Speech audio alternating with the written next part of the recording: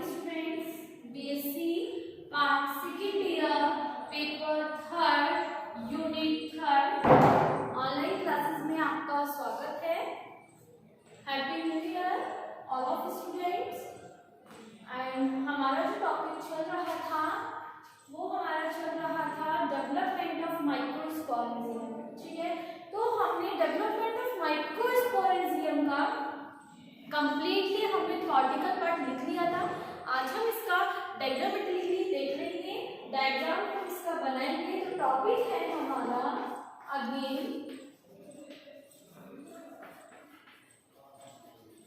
Development of microsporangium. It means लघु बीजाणुधानियों का परिवर्धन। लघु बीजाणुधानियों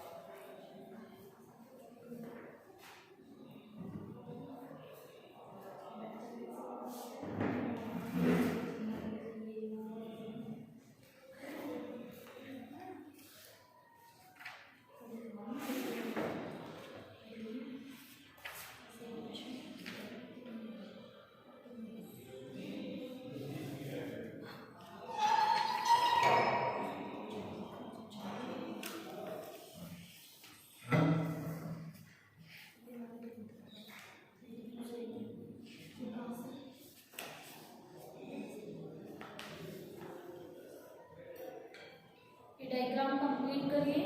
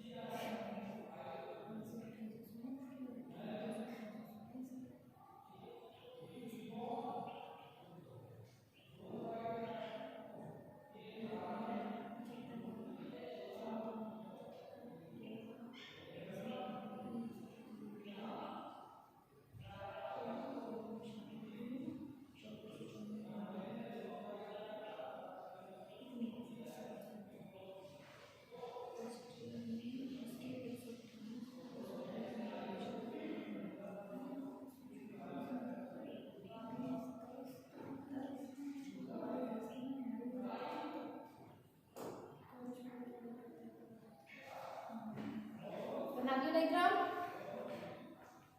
नेक्स्ट अब हम पढ़ेंगे फीमेल रिप्रोडक्टिव ऑर्गन, माता जननांग के बारे में। ठीक है,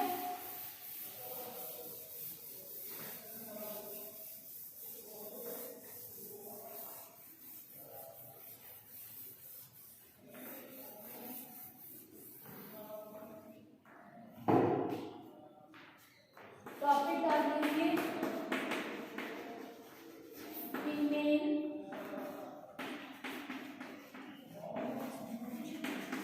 रिप्रोडक्टिव ऑर्गन, मादा जननांग। साइटस की बात कर रहे हैं हम यहाँ पे। ठीक है, तो लिखिए इसमें फीमेल रिप्रोडक्टिव ऑर्गन, इसमें लिखिए साइकस में मादा जनन अंग, साइकस में मादा जनन अंग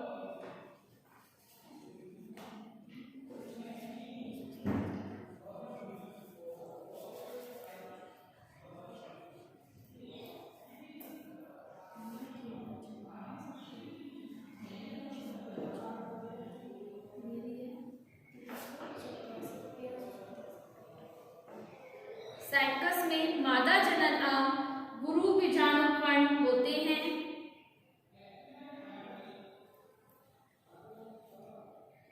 जब मादा पौधा 10 वर्ष का हो जाता है, जब मादा पौधा 10 वर्ष का हो जाता है,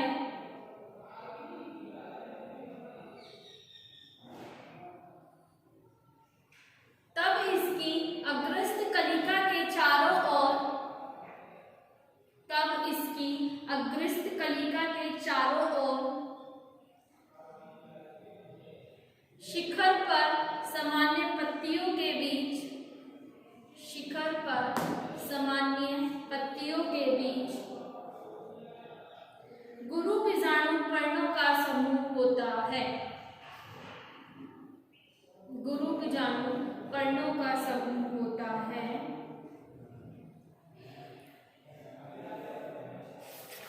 इनकी संख्या सामान्य पत्तियों की अपेक्षा, इनकी संख्या सामान्य पत्तियों की अपेक्षा अधिक होती है, अधिक होती है।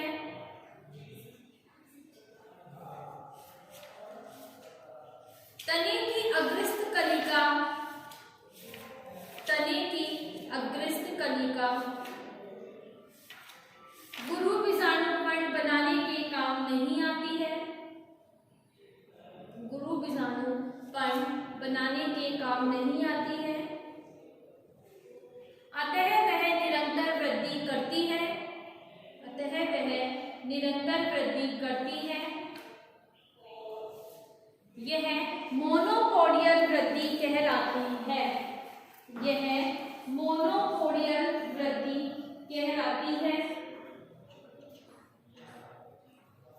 गुरु बीजाणुकण को, गुरु बीजाणुकण को 3 भागों में विभाजित किया गया है, 3 भागों में विभाजित किया गया है। पहला व्रण, दूसरा उर्वर भाग या फर्टाइल भाग, और तीसरा पर्णिल भाग, इसको हम बोलते हैं लीफली पार्ट। इसका फर्टाइल और लीफी पार्ट, ये तीनों पार्ट लिख लीजिए।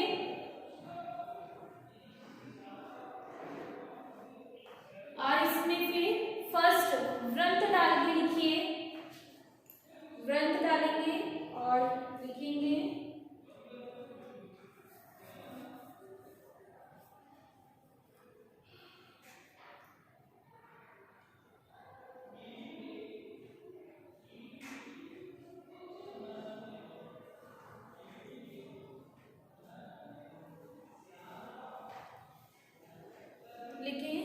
सबसे आधार्य और बद्ध भाग होता है। यह सबसे आधार्य और बद्ध भाग होता है। दूसरा डालिए फर्टाइल पार्ट, लिखिए इसमें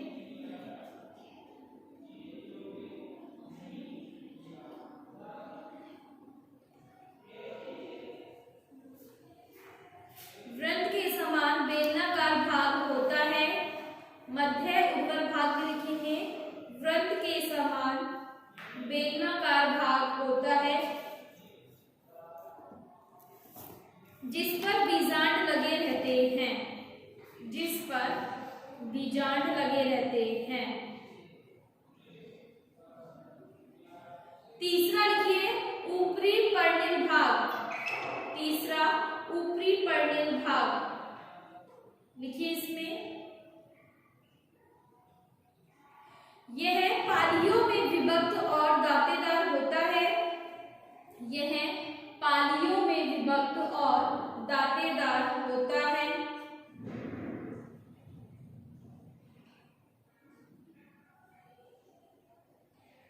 ठीक है।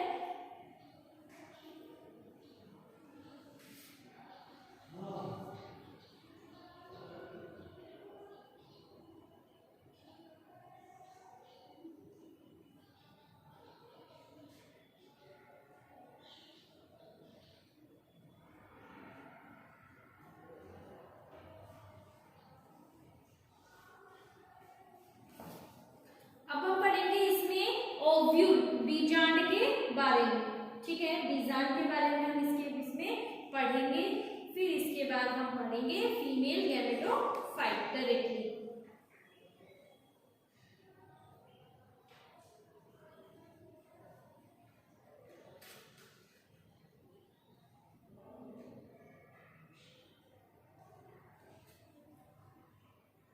ओव्यूल डाल लीजिए, बीजांड टॉपिक डाल लीजिए। नेक्स्ट बीजांड के बारे में पढ़ रहे हैं हम।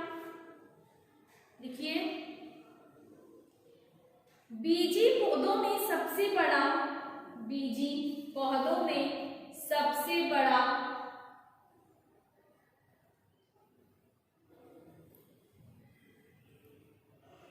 बीजांड साइकस का होता है।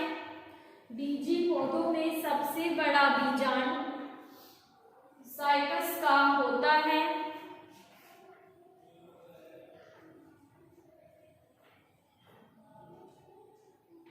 साइकस में 6 सेंटीमीटर और 7 सेंटीमीटर लंबाई होती है।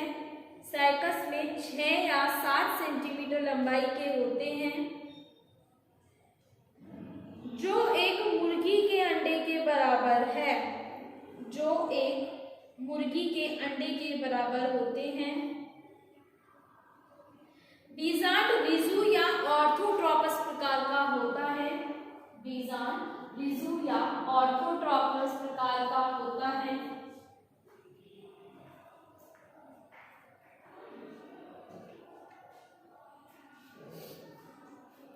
बीजांडकाय एक आवरण से ढका रहता है।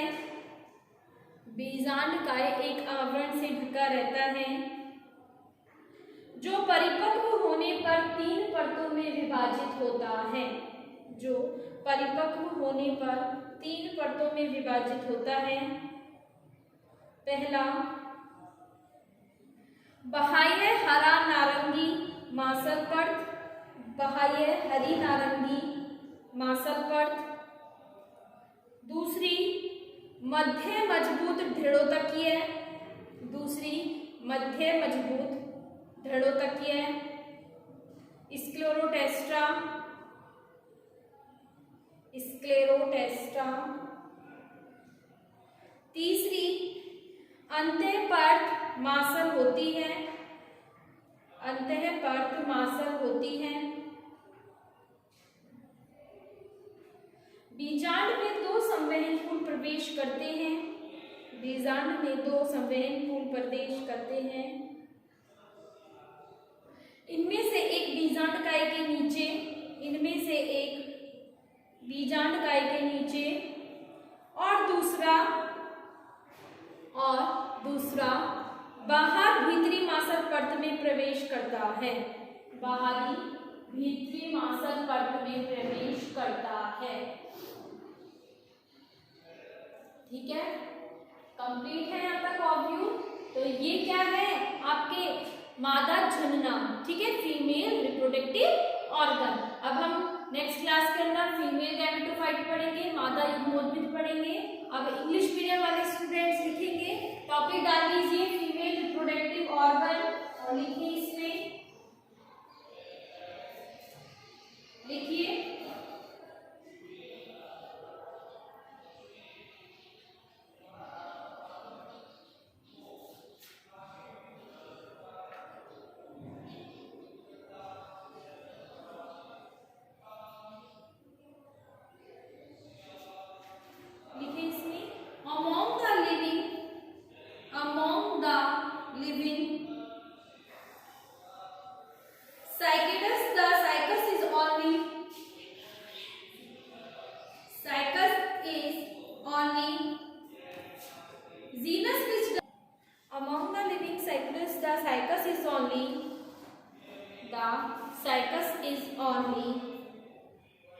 genus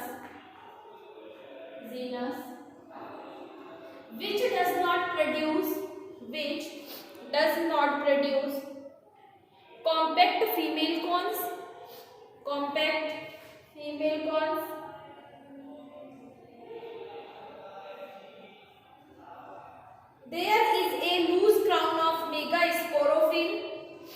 there is a loose crown of megasporophyll, arising spirally in the acropetal succession at the apex of stem, in between cluster of foliage and scale leaves, full stop.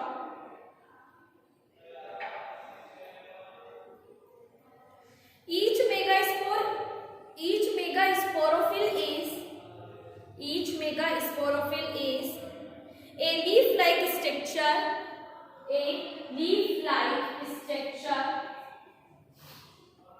15 to 30 centimeter, long and pinnately dissected,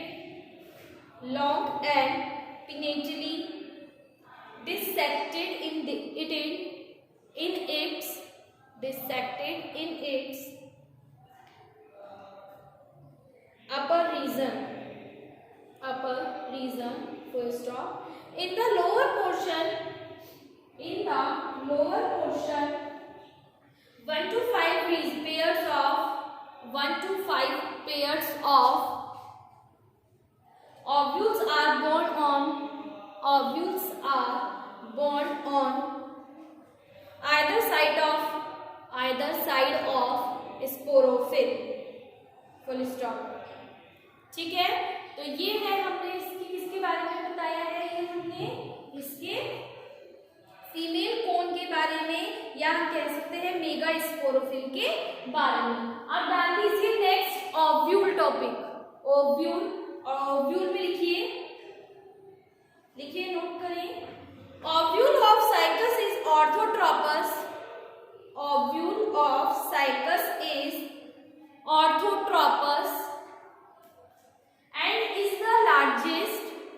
and is the largest ovule in the plant kingdom, measuring 6 cm to 7 cm in cycus, 6 cm to 7 cm in cycus. The mature seeds are elliptical or egg-shaped.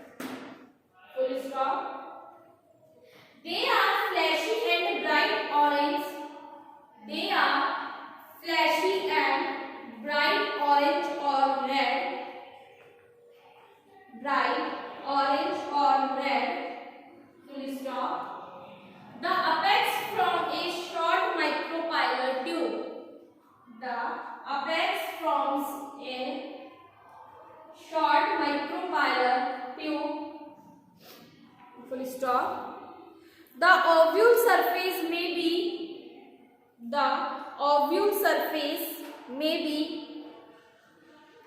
smooth or hairy.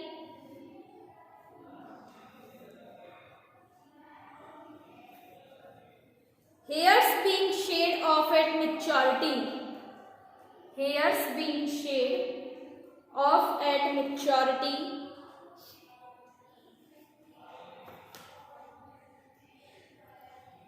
The integument is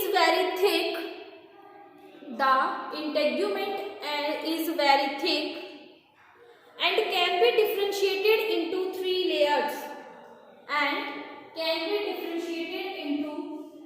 layers.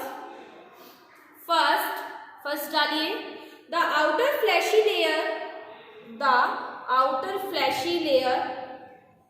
which becomes variously colored at maturity. Second डालिए, लिखें the middle stony layer which is hard, full stop. Third लिखिए inner fleshy layer which is resorbed